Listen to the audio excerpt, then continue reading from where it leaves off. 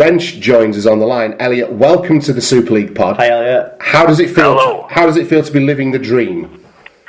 Yes, it is. It is like living the dream, coming on the show. I've been listening to it since, I don't know, about halfway through your first season. I caught up with it, listened to it back, and yeah, fantastic to be on after all this time.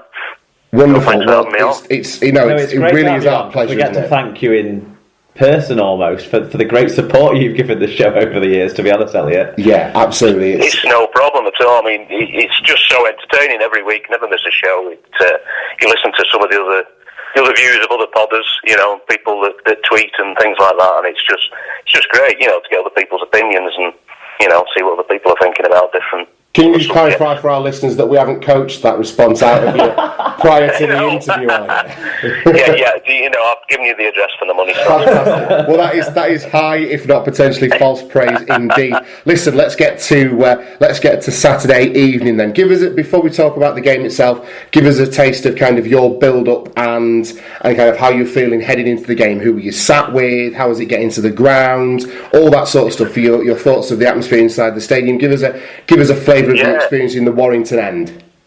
Yeah, well, originally I got a ticket just for myself because I don't suppose it is strange, but I come from a community of one rugby league fan, which is me. Right. So I tend to be a bit of a solo traveller and meet up at the games and get chatting to people and sit around. Quite a sociable person, so I've got no problem doing that. So I got a ticket for the grand final, just literally as we'd got through the semi-final. And I got one high up in the gods in the northwest corner, which was fine. It was a decent seat, but I was out of breath when I got up there. We sat up there for the World Cup final, yeah. Yes, we did. It's a trek. It was like watching Subbuteo. Well, yeah, and then when the kicks go up, of course, you're left wondering where they're going to come down. So I found myself kind of looking at where players were running to. That was Elliot and every Wigan back. Yeah. Well, that's true. So you were up in the gods then, but on the Warrington side of things. So what was the atmosphere like under there then? It wasn't too bad. It was muted. We had a good mix, really, considering we were say at the Warrington end. There was a fair mix of Warrington fans, Wigan fans, and I had some neutral fans, people who hadn't been before, sat around. I'm no major expert, and some of these were asking about little things that were going on. We had to nearly get binoculars out to try and figure it out. But yeah, so it was great. It was a good mix of fans in there, and it was a good atmosphere. Things were happening. People were jumping up and down. It'd be random sets of people jumping up and down. It was, but it was all good natured. That's the beauty of it. Yeah, that is the main selling point of our sport. So half-time comes along and you guys are 6-2 up. We've talked a little bit earlier in the show about whether or not that was going to be enough for Warrington. Obviously it transpired that it didn't, but leading at half-time, what were your thoughts? Were you feeling confident? Were you kind of on the fence? What was the feeling at half-time for you, Elliot? Did you probably still on the fence, I reckon, because that first half it was tight. It was tight anyway.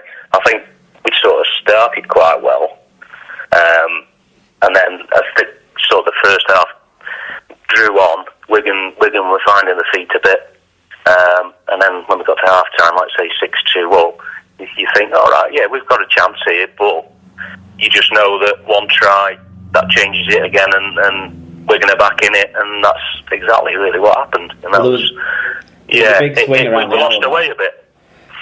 There was a big swing around the hour mark, wasn't there, with the Atkins no try and then the Gildart try going up the other end. So how did you feel through that passage of play? Yeah, exactly. Because Sandow had just come on around then, hadn't he, I think? Yeah, that's right. So that was going to be a bit interesting because we thought, with not having played, coming straight on, was he going to get straight into the game? And, we can change a game, which we've seen this season. So, him and Gibbs there just completely run games between them. So, yeah, with him coming on, there was that excitement, that sort of tension was there, and then that happened. It was like, all right, here we go, it's going to be one of them sort of games. It didn't quite work out as planned. So, yeah, they deserved it. Wigan definitely deserved that. Was it Lynham's error it came from? Yeah. That's right. Yeah, and then Sargent's kick through. Yeah, no, that's really gracious of you to say. And actually, that grace that you've just shown then was echoed by the Warrington players. I felt after the game, they stayed on the pitch to make sure they watched the celebration and clap Wigan, and then left Wigan obviously to the party with the trophy. So a lot of credit, and I think it was echoed by Sean Wayne as well, wasn't it? Straight away, the first thing he addressed in his interview was praising Warrington, and I think there's a lot of spirit between the two clubs. Yeah, I watched it back yesterday, for my sins, only because everything was so small from up there at the top of the stand, so I thought I better just watch it again, even though it was a bit painful. And I did comment, I think, tweeted someone or Facebook somebody, and I said, that was quite a nice comment from him. The first thing he said was he praised Warrington's team and Tony Smith and the rest. So can't fault that really. We have our rivalries and whatever all the way through the season, but I can't fault. Showing a bit of class there, really. So that was good. That was good. I can't fault you, Warrington fans. Actually, it was the first people that were getting in touch to congratulate me on my side winning with the Warrington fans that follow the show, the likes of Dargana and Michael Sermon and yourself and people, and that was a really nice touch from everyone. I think it rounded off the whole genuine fans do that, you'll get the people that do all the banter and all the not so nice stuff online, and they're not really in it for the game. They just want to slag other people off, and it's nice that there's a group of people, obviously through Super League Pod as well. You get to know these people, that you can have a sort of reasonably good conversation. We have a laugh, but you can have a serious, decent conversation about rugby league and it not turn nasty. We're going to have to take on a sour turn now, though, aren't we, Tom? Well, I was going to say, let's take that serious corner then, because we were talking to Chris earlier and asked him what his thoughts were on Wigan potentially retaining the Super League title next year. What I want to ask you, Elliot, is as a fan of Warrington, do you think you guys have got what it takes to go again next year and maybe go that step further? I promised myself I wouldn't use the phrase your year, but do you think you've got? We've got a new one now. Given what's next year. It's always next year, absolutely. Yeah. But listen, the squad there and the youngsters that are in certain positions, and the talent that you've got from not just at home but abroad as well. There's a really strong team at Warrington. What do you think it's going to take for you to overcome what now surely must just be a mental barrier in some respects, or just a hoodoo? How do you think they can go again next year, and what do you think of your chances? Yeah, I think so. I don't see why not. When you look at the way they performed, 75% of this season, there's been other games where we haven't played so well, and you're going to get those games no matter who you are. But I think, why not? There's a few coming in. You've got Cooper coming back.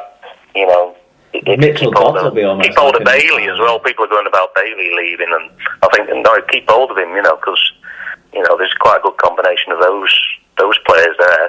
I think we could do it again and maybe go that one step further. It'd be nice to think so. I'm an optimist. Do you think you need to play a side that isn't Wigan or Leeds in the grand final? Can you say again? Sorry. If you play a side that isn't Wigan or Leeds in the grand final, because they've got players who've been there, done it before. Yeah. Warrington are probably the next closest side to have been there and done stuff before, and so if they play another side, maybe that gives you the edge. Perhaps so. Yeah, I mean, what would it have been like if we'd played, St Helens, like we played in the semi, and maybe I would say that was the final. Would we have played with the same sort of attitude? And I just thought we lost the legs, we lost the energy and things like that we've seen in the last perhaps few games we've played. Especially against Hull and St Helens. Well, this Warrington side's a great side, along with the Hull side and the Wigan side. To have three different teams winning the trophies after one team won all three last year, I think that's an exciting thing, and Warrington have deserved the silverware they did get. Yeah, but I think I've seen a few tweets people have said about it's still been a brilliant year, and it has, because we've got the league leaders shield, we were there, the Challenge Cup final, grand final. You can't really fault that. I mean, all right, we want to win them all. When you get to a final, you want to win it, but to get something in all three is it's superb. I mean, you've got to be able to build on that, and I think he will. I think it won't be too many changes. There'll be enough, but I don't think you'll see any sort of major overhaul or anything like that. I think what's there is the basis of what's going forward now. I I definitely think for next year you're going to be looking at some more silverware as a minimum expectation, and it's something that, as a team, you would thoroughly deserve. Listen, Elliot, thank you so much for joining us on the Super League pod. I know Mark and I were both really excited to have the opportunity to speak to you tonight, and it's been a pleasure. Thank you so much for all your contributions, being with us tonight, and moving forward, mate. Yeah, and it's been an absolute pleasure for you to have me on as well. I've been looking forward to this. Good stuff. It's been a long time coming, so thanks again, and keep going with the show, and I can't wait for the next few episodes. We've got Christmas and things like that. It'd be great. Wonderful. Well, thanks again, Elliot. We'll look forward to having you back on hopefully next year. All right, will do. Thanks, fellas. No problem. Cheers, Elliot. Bye for now. Bye-bye. Okay, so for those of you who were unaware, that was Chris McKeown of the Wigan Warriors fan club, and Elliot Wrench as well from Warrington Wolves. Thank you both of you guys for joining us. To the Twitter and Facebook fan reviews then, Aidan Stalker. Google form. And Google form as well, thank you. Aidan Stalker got in touch. He said, Warrington Wolves, bedwetting champions of England 2016. I felt for Gidley. He's killed himself all season. Wigan took over as soon as Sandow came on, the ultimate fraud of a player. Alan Walker, great game to watch, but not one for showcasing the sport. Wire choke again, well done to Wigan. Now's the time to find a decent stadium for the grand final. Soccer markings again, and no in-goal areas and dangerous edges. There are other 70,000 seater stadiums. Old Trafford is crap. I'd love to hear Alan's thoughts on where he would hold the grand final. Tyler Casfan, an even first half with defences on top, but Wigan stepped up a gear in the second half. Wire ran out of ideas once they went behind. Wigan's brick wall defence never looked like being breached. Fully deserved winners. Paul Campbell, he said, not the greatest game. The stress of the last 10 minutes almost killed me. Not Farrell deserved man of the match. To certain Wire fans, this Bronco don't give a fuck. I think he might have had some people talking about maybe he was making friends wherever he went again, our friend Paul. Tom Eckley 99, he says, as much as I currently hate the world, credit where credit's are. Poor old Tom. Credit where credit's due. It could be so much worse, mate. Credit where credit's due. Wigan's defence was perfect tonight and probably deserved it on the back of that. Still gutted though. Chris Macy says, I feel gutted for the Wire. You felt it was theirs to lose, especially with all the errors Wigan made in the first half. It turned out to be just that. Well done to the Warriors. The ground they made with almost every play the ball just had this inevitability about it. Defence has carried Wigan all season, and it's only right that defence was the main factor tonight. Farrell was an absolute machine at marker. Oh, yeah. The marker tackles he made were amazing. I was out of my seat, loved it. Didn't mention them, did I, already? He had a hell of a game. Yeah. We'll say that for him. Cutthroat Jake, our friend John Paget, he said, what a great game. Now we know what happens when an irresistible force meets an immovable object. It would have been nice if a new team had won, but with each of the major trophies going to different teams, this shows what rude health our sport is in. Congratulations to Wigan. Lee Whitnall, he says, it wasn't our year, and I never saw it coming. It was a tough game that we were able to get... I love Lee Whitnall sometimes. We were never able to get control of, even when we were in the ascendancy. Wigan's defence was immense, their offloading better, and they took their chances. Still proud of the boys in a strong but ultimately heartbreaking season, but as a Wire fan, I'll get used to those. Next year it is then. Rich Wilkinson, he got in touch. He said, now then, lads. It was a pretty average game for both teams making sloppy errors. Wire choked and Wigan did enough in defence to win. For all the early season hype, Sandow is a shadow of the player he was pre-injury. Gidley's has shown it's not through lack of effort, but he is past it and faded when Wire needed him the most. Well done to Wigan. Colin Render said, enjoyed being at Old Trafford as a neutral. I'm sure Wigan or Wire fans were nervous though. Two highlights for me, a couple in front of me having a domestic all game, wife Chelping and husband just focused on the game. Sounds familiar. Other was Hicks just stood there for the penalty as players tried to carry on playing at the other end. The turning point was the minute span of the Atkinson no try and the Gildart try. Andy Bard in the Electric Gigolo said, defence won it for me with a good kick by Sarge Meister, Tony Sargentson. Tony Sargentson is a guy I used to work with.